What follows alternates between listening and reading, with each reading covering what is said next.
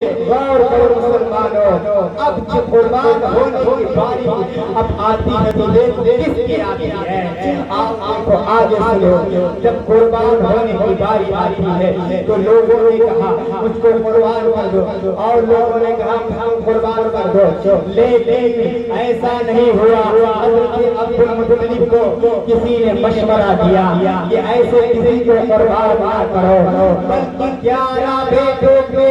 11 بیٹوں کی قرآن اندازی کی جائے، جس بیٹے کا نام قرآن اندازی نکل آئے گا اس بیٹے کو قربان کر دینا۔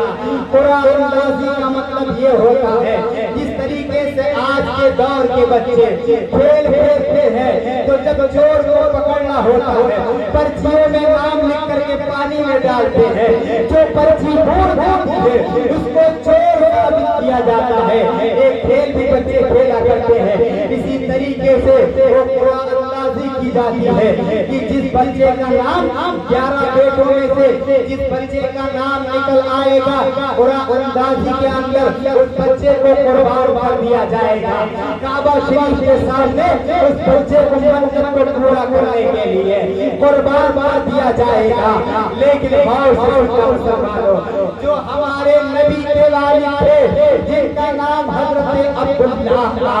وہ بہت ہی حسین و جمیل تھے، بہت ہی خوبصورت تھے، اور سب سے چھوٹے بیٹے حضرت عبد المطلب کے یہی تھے۔ جب قرآن اندازی کرتے ہیں تو غور سے مسلمانوں سننا، اتفاق یہ ہوتا ہے کہ میرے نبی کے والد محترم، میرے نبی کے باپ جو حضرت عبداللہ ہے انہی کا نام قربان ہونے آتا ہے۔ غور کرو مسلمانوں، اب لوگوں نے کہا کہ حضرت عبداللہ کا نام قربان ہونے میں آ گیا ہے تو کسی نے کہا کہ حضرت عبداللہ کو قربان نہ کرو، کسی نے کہا مجھ کو قربان کر دو لیکن حضرت عبداللہ کو قربان نہ کرو، کیونکہ یہ سب سے چہیتے بیٹے تھے، سب کے نظروں میں پیارے تھے۔ حضرت عبداللہ، سارے لوگوں نے کہا مجھ کو قربان کر دو، اس نے کہا مجھ کو قربان کر دو، لیکن حضرت عبداللہ کو چھوڑ دو، قربان ہونے سے بچا لو۔ اب حضرت عبداللہ قربان ہونے سے بچ جاتے ہیں، الغرض اس لیے بچ جاتے ہیں کیونکہ ان کے پیشے نور سے، یعنی ان کے وجہ سے، یعنی دنیا کے کائنات دونوں عالم کا مالک مختار، ان کو وجہ سے، ان کو شرم اطہر سے اس دنیا میں پیدا ہونے والا تھا۔ حضرت عبداللہ جب یہ قربان ہونے سے بچ جاتے ہیں، حضرت عبداللہ کو جب حضرت عبداللہ کا نام قرآن اندازی میں ذکر آتا ہے، بار بار قرآن اندازی کی جاتی ہے لیکن انہیں کا نام نکلتا ہے۔ اب حضرت عبد المطلب بہت ہی کشمکش کے عالم میں تھے کہ اب کیا کیا جائے، سب سے چہیتا بیٹا میرا عبداللہ ہے اور اسی کا نام قربان ہونے آ رہا ہے، اب کیا کیا جائے اور کس کو قربان کیا جائے۔ لوگوں کا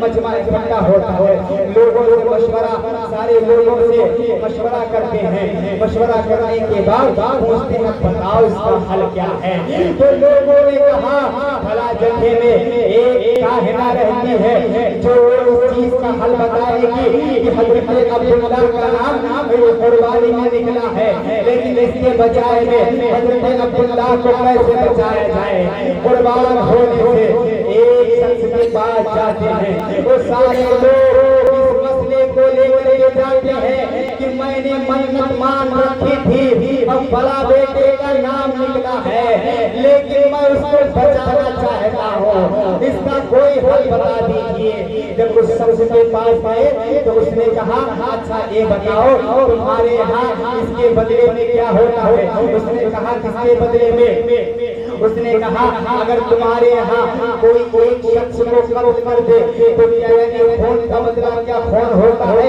یعنی قتل کا بدلہ قتل ہوتا ہے۔ تو ان لوگوں نے کہا حضرت عبد المطلب کے بیٹوں نے ادھر سے جو لوگ گئے تھے مسئلہ حل کرانے کے لیے، ان لوگوں نے کہا ہمارے یہاں یہ ہے کہ اگر کوئی ایک شخص کو قتل کر دے تو اس کے بدلے میں ایک آدمی کے بدلے میں ایک آدمی قتل نہیں کیا جاتا ہے، بلکہ اس کے بدلے میں ایک کو قربان کر دیا جاتا ہے، اس کا بدلہ یہ ہو جاتا ہے۔ اور مسلمانوں وہ شخص بتاتا ہے کہ جاؤ ایک طرف 10 اونٹ کو رکھ دینا اور ایک طرف حضرت عبداللہ کو رکھ دینا، پھر اس کے بعد میں قرآن اندازی کرنا، اگر حضرت عبداللہ کا نام قرآن اندازی میں پھر دوبارہ آ جائے تو 10 اونٹ کو بڑھا دینا۔ اسی طریقے سے جب آتے ہیں یہی طریقہ استعمال کرتے ہیں، آنے کے بعد میں جب حضرت عبداللہ کو ایک طرف کرتے ہیں حضرت اور 10 اونٹ کو ایک طرف کرتے ہیں، پھر اس کے بعد قرآن اندازی کرتے ہیں، قرآن اندازی کرنے کے بعد جب یہ نام نکلتا ہے حضرت عبداللہ کا نام آ جاتا ہے، پھر 10 اونٹ کو بڑھا دیا جاتا ہے، پھر جب قرآن اندازی کرتے ہیں پھر حضرت عبداللہ کا نام آتا ہے، قربان ہونے میں پھر 10 اونٹ کو بڑھا دیتے ہیں، پھر جب قرآن اندازی کرتے ہیں حضرت عبداللہ کا نام بار بار آ رہا ہے، بار بار آ رہا ہے، اور 10 اونٹ بڑھاتے جا رہے ہیں، 10 اونٹ بڑھاتے جا رہے ہیں۔ اور مسلمانوں اسی طریقے سے یعنی بار بار حضرت عبداللہ کا نام آتا رہا، ایک اونٹ بڑھاتے گئے، اسی طریقے سے 10ویں بار جب قرآن اندازی کی گئی تو اونٹوں کا نام نکل آیا اور حضرت عبداللہ بچ گئے قربان ہونے سے۔ حضرت عبداللہ یعنی قربان ہونے سے بچ جاتے ہیں، اونٹوں کا نام نکل آتا ہے اور اللہ کی راہ میں حضرت عبداللہ کے بدلے میں اس 100 اونٹوں کو قربان کر دیا جاتا ہے اور میرے نبی کے والدین محترم حضرت عبداللہ بچ جاتے ہیں۔ اب غور کرو مسلمانوں ایک طریقے سے ان لوگوں نے قربانی دی ہے، اب میرے نبی کے والد کی اب سلسلہ بڑھتا جا رہا ہے، اب آپ قریب ہوتے جا رہے ہیں کہ میرے نبی بھی اس دنیا میں پیدا ہوئے۔ حضرت عبداللہ حضرت عبدالمطلب کے بیٹے ہیں، جب حضرت عبداللہ تھوڑے سیان ہو جاتے ہیں، جوان ہو جاتے ہیں، یعنی جب ان کی بلاغت کی عمر شروع ہو جاتی ہے، جوانی کے عالم میں آتے ہیں، تو اب ان کے بعد حضرت عبدالمطلب کو ان کے شادی کی فکر ہوتی ہے۔ اور مسلمانوں ایک دم میں شروع سے میں آپ کو بتا رہا ہوں کیونکہ پیدائش سے پہلے شادی ہوتی ہے، اس کا باپ ہوتا ہے، اس کا دادا ہوتا ہے۔ اب میرے نبی کے والد کی شادی سنو، حضرت عبداللہ جب جوان ہو جاتے ہیں تو ان کے باپ حضرت عبدالمطلب کے فکر میں ہوتے ہیں کہ اب میرا چھوٹا بیٹا جوانی کے عالم میں ہے، اب جوان ہو چکا ہے، اب اس فکر میں ہو جاتے ہیں کہ لاؤ شادی کی جائے، شادی کے فکر میں ہو جاتے ہیں۔ آج ہمیں اور آپ کو یہی فکر ہوتی ہے جب ہمارا کوئی بچہ یا بچی جوان ہو جاتی ہے تو ہم بھی ان کی شادی کے فکر میں لگ جاتے ہیں کہ لاؤ کہیں اس کا رشتہ لگا کر کے اس کی شادی کی جائے۔ اسی طریقے سے پہلے دور میں حضرت پیارے نبی کے دادا حضرت عبدالمطلب حضرت عبداللہ کی شادی کی فکر میں ہوتے ہیں۔ اب غور کرو مسلمانوں کہ لاؤ حضرت عبداللہ کی شادی کی جائے۔ اب حضرت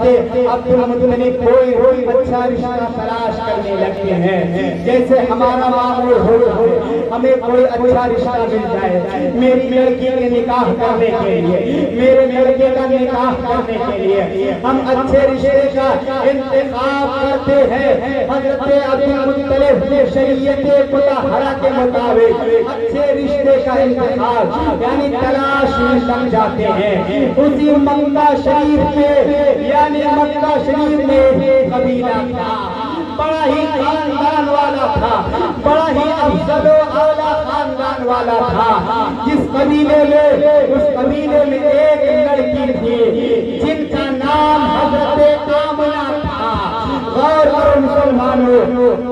اور اس قبیلے کے سردار حضرت وہب رضی اللہ تعالیٰ عنہ تھے جو میرے نبی کے نانا جان ہیں، میرے نبی کی امی کی ابو جان ہیں، اور اسے ایک رشتہ تلاش کرتے ہیں تو حضرت آمنہ رضی اللہ تعالی عنہ سے اب ان کے والد گرامی حضرت عبداللہ کا نکاح جو میرے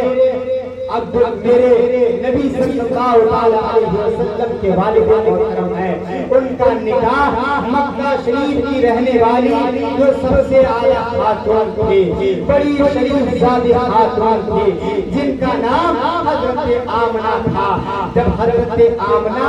اور میرے نبی کے والد گرامی حضرت عبداللہ کی شادی ہوتی ہے، اب جب شادی ہو جاتی ہے، اب غور کرو مسلمانوں، جب شادی ہو جاتی ہے میرے نبی کے والد کی اور میرے نبی کے والدہ کی، اب جب شادی ہو جاتی ہے، شادی ہونے کے بعد چند دنوں کے بعد میں غور سے سننا مسلمانوں، چند دن ہوتے ہیں کہ میرے نبی کا نور حضرت عبداللہ کے جو پیشانی مبارک میں چمک رہا تھا،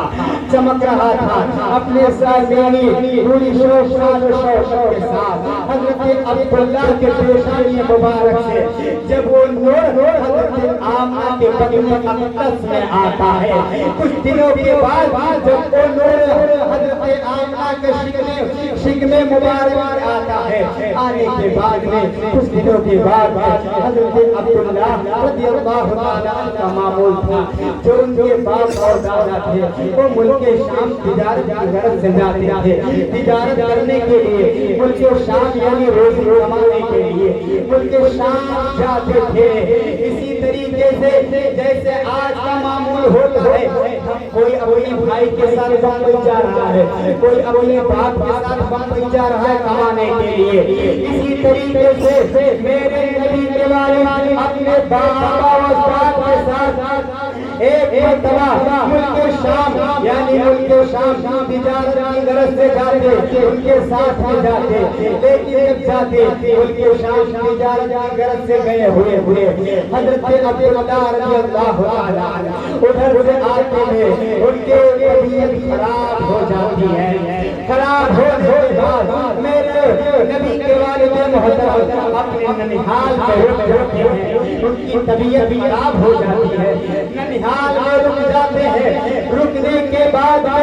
کچھ دنوں کے بعد میں میرے نبی کے والد محترم حضرت عبداللہ کا انتقال ہو جاتا ہے۔ انتقال ہونے کے بعد جب کچھ روز بعد حاصل آتا ہے، حضرت عبدالمطلب کو یہ واقعہ بتاتا ہے کہ تمہارے بیٹے عبداللہ کا انتقال ہو گیا ہے، اور قاسم کو بھیجتے ہیں کہ جاؤ دیکھو یہ صحیح بات ہے کہ نہیں ہے۔ جب یہ صحیح بات نکلتی ہے غمزدہ ہو جاتے ہیں، پریشان ہو جاتے ہیں، آنکھوں سے آنسو جاری ہو جاتے ہیں۔ میرا نبی کے والد یعنی میرے نبی ابھی دنیا میں آئے نہیں ہیں، اس سے پہلے اللہ نے اپنے والد کو اٹھا لیا۔ اب کچھ دنوں کے بعد میں میرے نبی کی ولادت اس دنیا میں ہوتی ہے۔ اب دیکھو جب میرے نبی اس دنیا میں نہیں آئے تھے تو اس سے پہلے عالم کیا تھا دنیا کا؟ دنیا کا عالم کیا تھا؟ دنیا کا ماحول بہت بگڑا ہوا تھا۔ اگر ہم تھوڑی سیرت کو بیان کریں، ابھی تو نبی کی پیدائش تک نہیں پہنچا ہوں اور 1-1.5 گھنٹہ ہو گئے۔ اگر پورا وقت اس کو بیان کرنے کے لیے پوری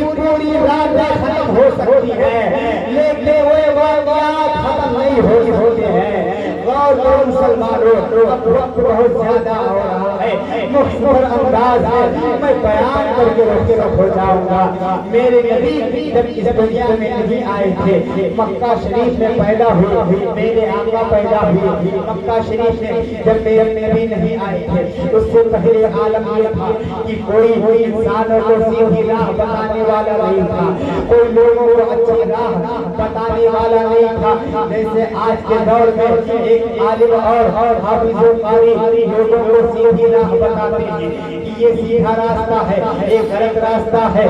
اسی طریقے سے کوئی نبی مکہ شریف میں آپ کو سیدھی راہ بتانے والا، مکہ شریف میں اچھی راہ دکھانے والا نہیں تھا۔ لوگ غلط کام میں یعنی برائیوں کا خاتمہ، اس برائیوں کو جنم جس قدر ہو چکا تھا کہ مکہ والے اس خدا کو چھوڑ کر کے اس کے لیے آج نمازیں پڑھتے ہیں، اس خدا کو چھوڑ کر کے کوئی چاند سیرت کو کوئی چاند کو پوج رہا ہوتا تھا، کوئی ستارے کو پوج رہا تھا، کوئی چاند کو پوج رہا تھا، کوئی پتھر کو پوج رہا تھا۔ جس طریقے سے آج دیگر مذہب باطل کے لوگ پتھر کو پوجتے ہیں، آج کے دور میں بھی کوئی پتھر کو پوج رہا ہے، کوئی آگ کو پوج رہا ہے، کوئی ستاروں کو خدا مان رہا ہے، کوئی چاند و ستاروں اور سورج کو پتھر کو لوگ زمانے میں خدا مان رہے تھے۔ کوئی خدا کا نام لینے والا مکہ شریف کے اندر نہیں تھا کہ مکہ شریف میں اس خدا کی عبادت کی جائے۔ اس خدا کی عبادت کرنے والا کوئی نہیں تھا جو وہ خدا شریف ہے جس کو چاند و سورج کو پیدا کیا، اور مکہ شریف میں عجیب عجیب برائیاں جنم لے چکی تھی۔ یہ برائیاں تھی، آپ سنیں گے تو آپ کے دانت پھٹے ہو جائیں گے، کیونکہ وہاں کوئی اچھی راہ بتانے کے لیے، اچھی بات بتانے کے لیے کوئی مکہ شریف میں نہیں تھا کہ ان کو غلط راستے سے اچھے راستے پر لایا جائے، لایا جائے۔ ایسی ایسی برائیاں تھی کہ آپ کے یعنی بیٹیوں کے ساتھ میں، اپنی بیٹیوں کے ساتھ میں، بہنوں کے ساتھ میں غلط کام کا انجام دیا جاتا تھا۔ معاذ اللہ رب العالمین۔ آپ سنیں گے تو آپ کے دانت پھٹے ہو جائیں گے۔ جب وہاں کوئی سی عورت کا کوئی شوہر مر جاتا تھا تو اس کو ایک کوٹھے میں بند کر دیا جاتا تھا، ان کو اونٹوں پہ بیٹھا کر کے پورے شہر میں گھمایا جاتا تھا، یعنی اس کو عزت کیا جاتا تھا کہ دیکھو آج اس کا شوہر مر چکا ہے، آج یہ عورت بیوہ ہوئی ہے۔ اور سب سے بڑی بات تو یہ ہے جس طریقے سے آج ہمارے گھر میں اولاد پیدا ہوتی ہے تو ہم اس سے محبت کرتے ہیں، چاہے وہ لڑکا ہو چاہے وہ لڑکی ہو، لیکن مکہ شریف کے اندر اگر کوئی بچی پیدا ہوتی تھی تو اس کو زندہ دفن کر دیا جاتا تھا۔ اب کوئی باپ، کون پتھر دل والا باپ ایسا ہوگا جو اپنی زندہ لڑکی کو زمین کے اندر دفن کرتا ہوگا؟ یہ عالم میرے نبی کے آنے سے پہلے مکہ شریف کا یہ عالم تھا۔ آج دیکھو اتنی محبت انسان سے ہوتی ہے، اولاد کی بات کو درکنار ایک عام انسان سے اتنی محبتیں ہوتی ہے کہ جب انسان مر جاتا ہے تو اس کو جلدی دفن نہیں کرتے ہیں۔ کوئی کہہ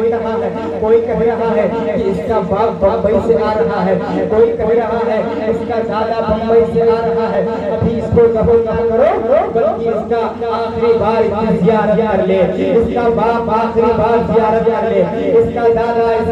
آخری بار زیارت کر لے۔ یہ بتاؤ محبت ہی تو ہے، جبکہ حدیث پاک میں آیا ہے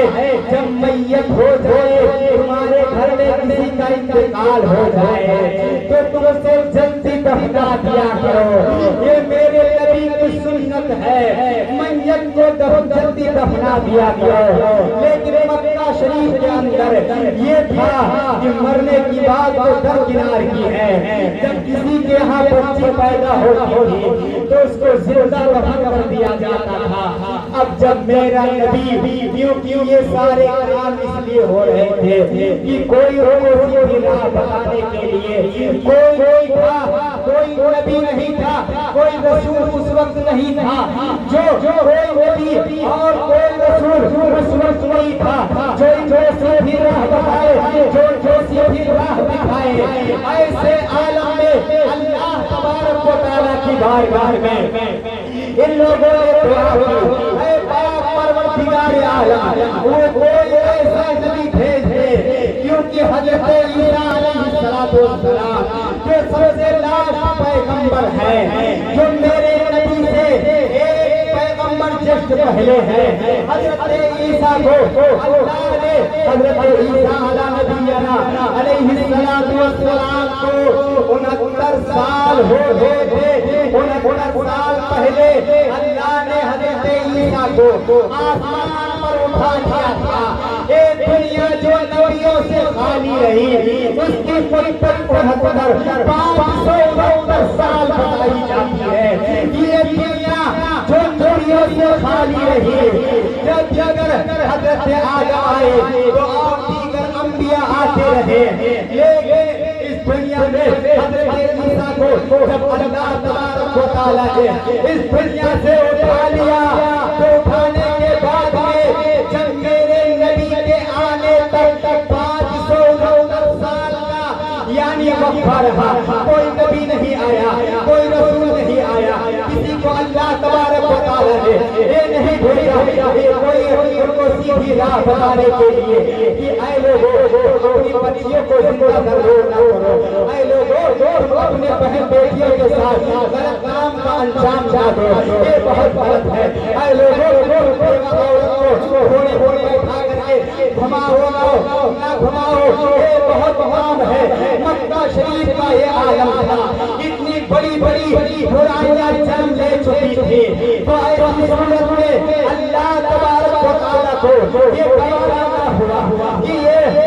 میری بچیاں زندہ بچیاں ضرور ہو جائے زندہ بچیاں زمین کے اندر دفن کی جائے ماں بہنوں کے ساتھ میں غلط کام کا انجام دیا جائے اپنی نفسانی خواہشات اپنے ماں بہنوں کے ساتھ میں چھوڑا دیا جائے بلکہ یہ اللہ کو گوارا نہ ہوا ایک گوارا ہوا لاؤ کسی محبوب کو بھیجا جائے کوئی رسول کو بھیجا جائے تاکہ وہ لوگوں کو سیدھی راہ بتائے ایسے عالم میں اللہ تبارک و تعالیٰ نے اپنے آخری نبی جناب احمد مصطفیٰ محمد مصطفیٰ صلی اللہ علیہ وسلم کو 12 ربیع الاول کی تاریخ تھی جو ہم اور آپ کے درمیان میں صبح آنے والی ہے یہی شب تھی جس سن میں عام اور آپ اس میں بیٹھے ہوئے ہیں یہی رات تھی اور یہی تاریخ تھی